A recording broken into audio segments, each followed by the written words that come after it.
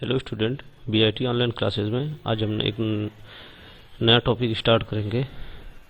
तो देखते हैं हमने। तो ये नया टॉपिक है स्प्रेड शीट प्रोसेसिंग। इसे हम एमएस ऑफिस सॉफ्टवेयर के थ्रू हम इसको जानेंगे कि एमएस शीट प्रोसेसिंग आखिर होता क्या है, कैसे हम इस शीट पर वर्क करते हैं। और ये अलग और भी सॉफ्टवेयर जैसे ओपन ऑफिस, लिब्रे ऑफिस, इनमें भी एक्सेल होता है जिसपे हम शीट पे वर्क करते हैं। ठीक है, तो इस पे ये आपका पूरा सिलेबस है। इस पे हम एक 1 बाय 1 सारी चीज़ें कवर करेंगे और कुछ और भी चीज़ें मैं ऐड करूँगा जो कि आप लोग के लिए ज़रूरी है जानना।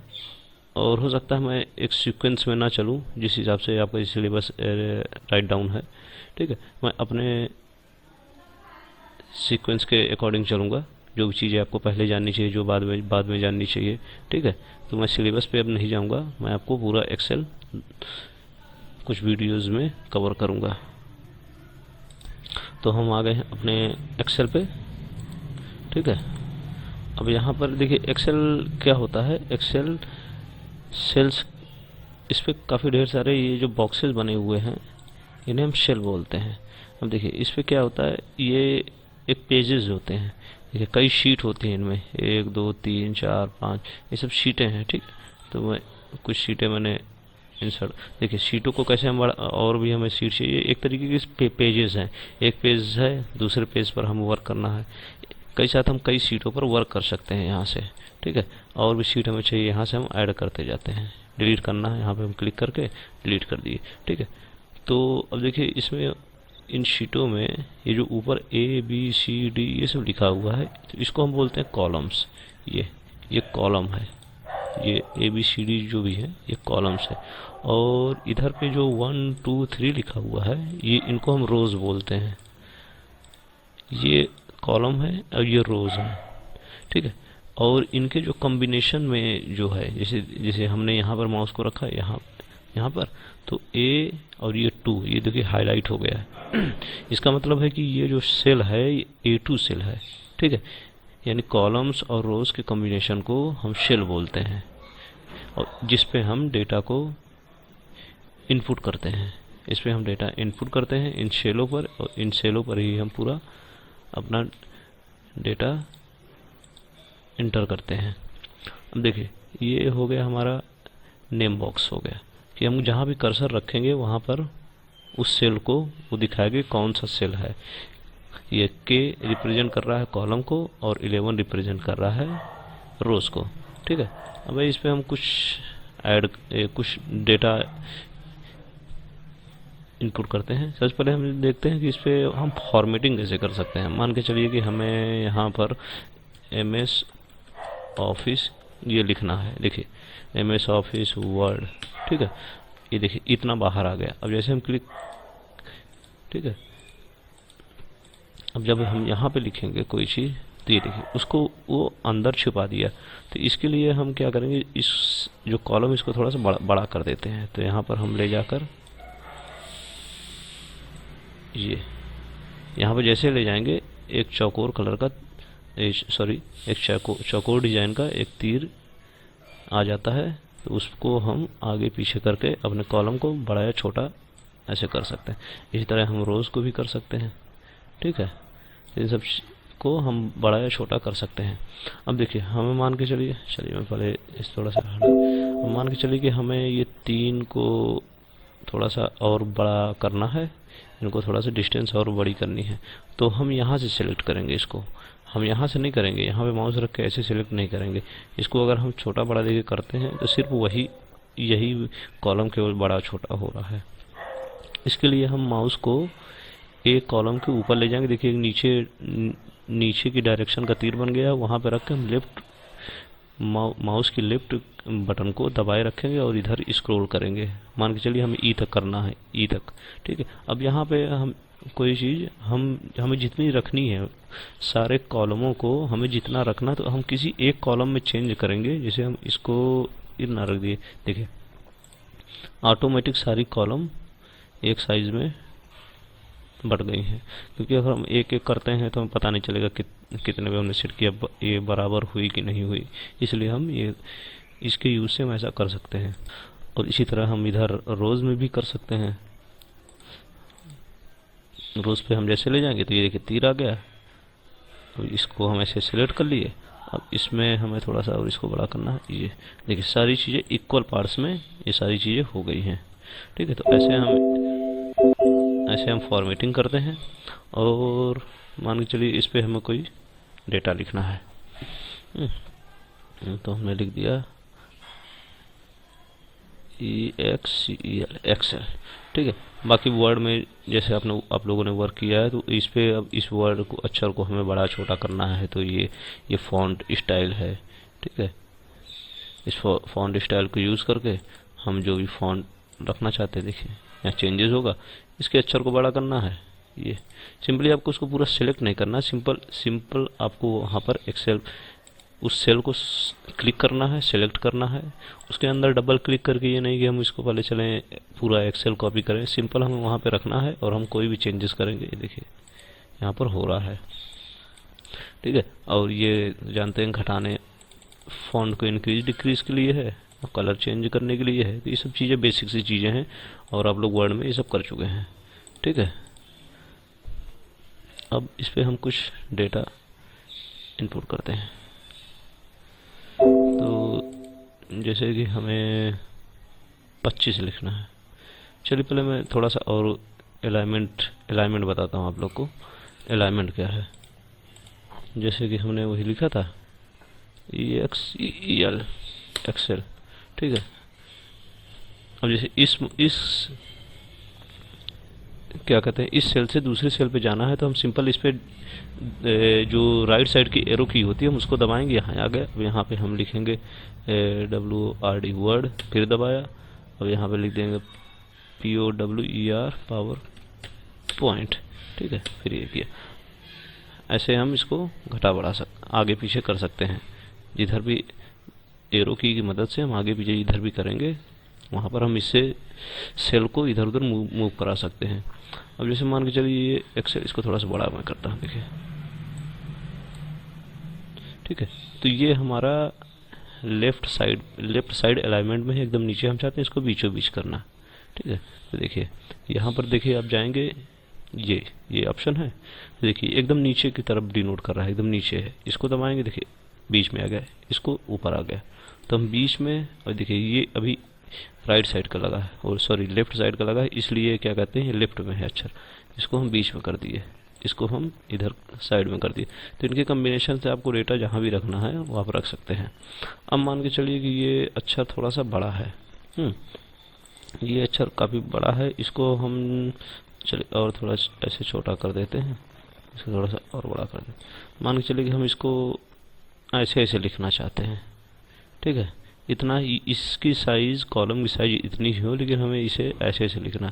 तो अलाइनमेंट में हम इधर देखेंगे AB के नीचे एक तीर बना, इस पर लिखा ओरिएंटेशन। ठीक है, तो इसको जैसे जैसे हम जो भी हम करेंगे, ये देखिए ये अक्षर हमारा ऐसे हो गया। ठीक है, यहाँ से हम जो भी सेट करेंगे, ये किधर से जिस भी डायरेक्शन में हमें रखना हो, जैसे भी हमें रखना हो, वैसे हम इसको कर सकते हैं। और इसके लिए अगर आपको क्या कहते हैं, इसको अपने अकॉर्डिंग चेंज करना है कि हम नहीं, हमें इस डायरेक्शन में रखना है, किसी और डायरेक्शन में रखना है इन पांचों के अलावा, तो आप इस एकदम ये लास्ट वाला ऑप्शन है फॉर्मेट सेल अलाइनमेंट, आप इस पे जाएंगे। देखिए अभी खुल रहा है, देखिए अलाइनमेंट का ये ऑप्शन खुल गया। इस पे देखिए एक स्पीडोमीटर टाइप का ये दिया हुआ है, आपको जिस डायरेक्शन में रखना हो टेक्स्ट को। ठीक है, ये देखिए ये जो टेक्स्ट है इसी की डायरेक्शन में जैसे ये लिखा हुआ है वैसे ही आएगा। तो हम इसको थोड़ा सा और ऐसे करके ओके कर देते हैं। ये देखिए उसी डायरेक्शन में है। तो इसका यूज़ अलाइनमेंट हम किसी भी वर्ड को, या नंबर्स है, नंबर ही है, इसको भी हमें अलाइनमेंट करना है तो हम यहीं से करेंगे। ये देखिए कहीं भी ले जाना है ये चीज़, तो ये अलाइनमेंट का ऑप्शन है। ठीक है, और फिर इसके बाद देखो हम देखते हैं कि चलिए मैं कुछ थोड़ा सा डेटा बना देता हूँ।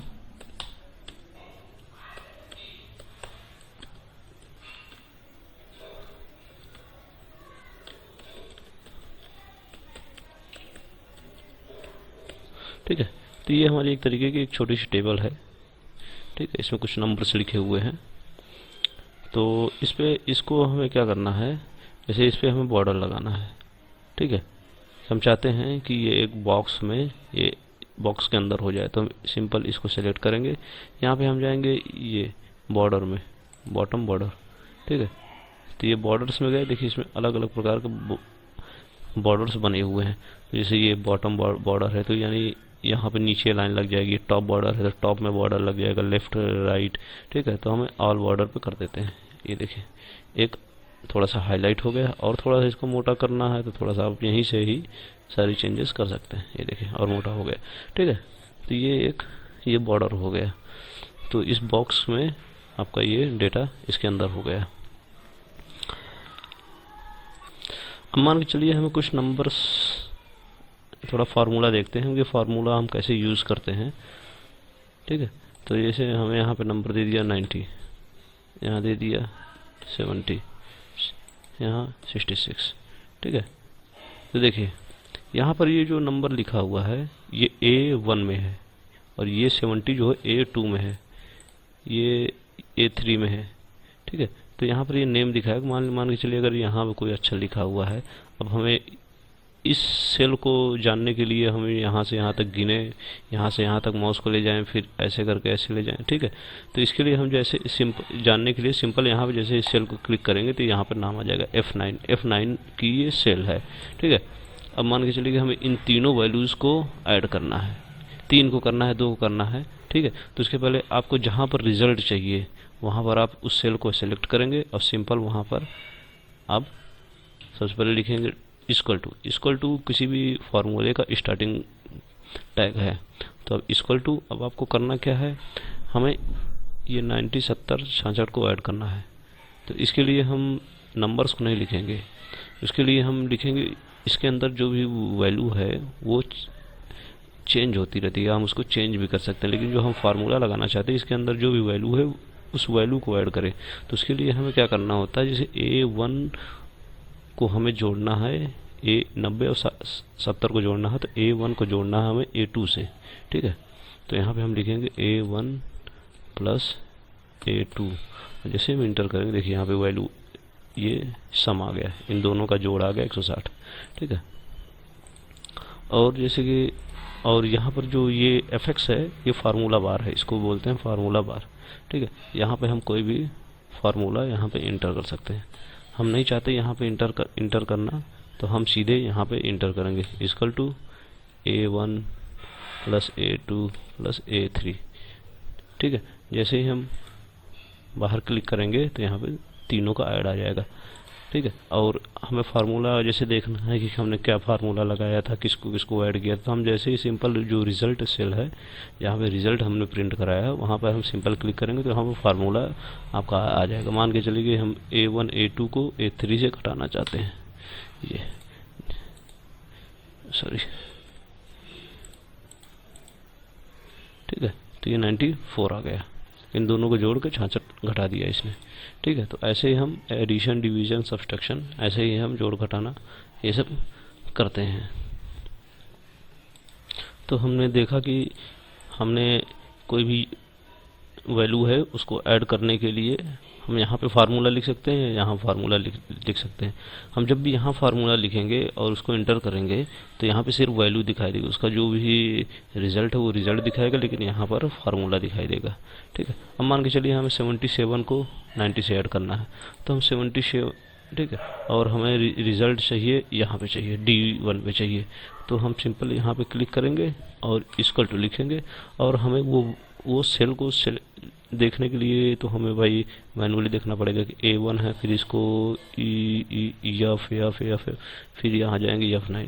तो इसको सिंपल वे में करने के लिए हम सीधे इक्वल टू लिखने के बाद इस सेल को सेलेक्ट करेंगे, ठीक है। एक क्लिक करेंगे, सिंपल लेफ्ट क्लिक, और यहाँ पे प्लस का निशान लगाएंगे, और उसके बाद हम इस 77 सेल पे एक सिंपल क्लिक करके इंटर कर देंगे। जैसे हम इंटर करेंगे देखेंगे 90 और 77 ऐड होके यहाँ पे प्रिंट हो गया है, ठीक है। तो एक सिंपल वे है कि कहीं भी डेटा मान के चलिए मैं मैंने बताता आपको, कहीं यहाँ लिखा हुआ है, ठीक है। अभी यहाँ ये डेटा लिखा हुआ है ये। अब आप इसके लिए आपको यहाँ से यहाँ आके यहाँ से यहाँ ऐसे जाना पड़ेगा। इसको सिंपल हमें इस वैल्यू को हमें इस वैल्यू से ऐड करना है, तो हम सिंपल यहाँ या माइनस करना है, तो ठीक है। इक्वल टू लिखे ये सेल और फिर माइनस कहाँ गया, और ये सेल, और जैसे इंटर करेंगे ये देखिए यहाँ पे ये रिजल्ट आ गया 23, ठीक है। तो ऐसे ही हम जोड़ घटाना गुणा भाग ऐसे ही हम करते हैं। एक सेल से ज़्यादा को जोड़ने घटाने के लिए हम सारी सेलों को डिफाइन करते हैं। बहुत ज़्यादा सेल होती हैं तो उसके लिए मैं आगे बताऊंगा आप लोगों को। तो ऐसे ही हम किसी भी वैल्यू को जोड़ घटाते और डिवाइड मल्टीप्लिकेशन आप कुछ भी कर सकते हैं। जैसे कि हमें चाहिए ये और इसको हमें इंटू करना है, ठीक है। तो अब इंटू ये और वैल्यू, इसके बाद हमें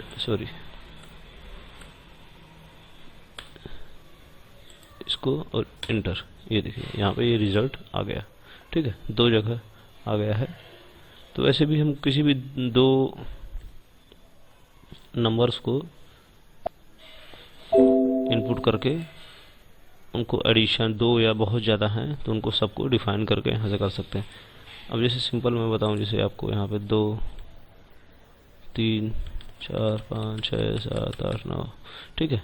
तो अब आपको क्या करना है, यहाँ से लेकर आपको यहाँ तक की वैल्यू को ऐड करना है, ठीक है।